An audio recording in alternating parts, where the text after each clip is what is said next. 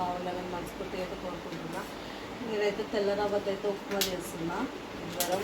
అందుకు ఇట్లా నూనె పోసి జీలకర్ర ఆవాలు బుడ్డపప్పులు టమోటా పచ్చిమిర్చి ఉల్లిగడ్డ కట్ చేసి అయితే వేసుకుంటున్నా. ఇవైతే లైట్గా అయితే వేయించుకున్నాం, మరీ డ్రైగా వేయించుకోలేదు. వాటర్ అయితే పోసేసుకుంటున్నా.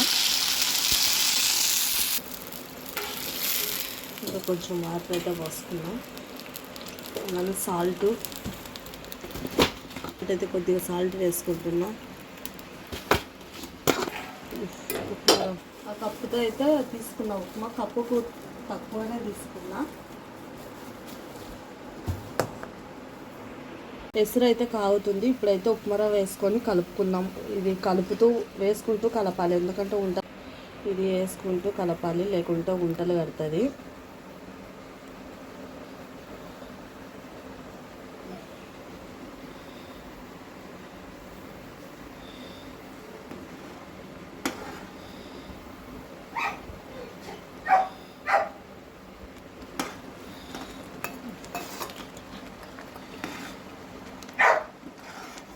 ఉప్మా అయితే తయారైపోయింది. స్టవ్ అయితే ఆఫ్ చేసుకుందాం.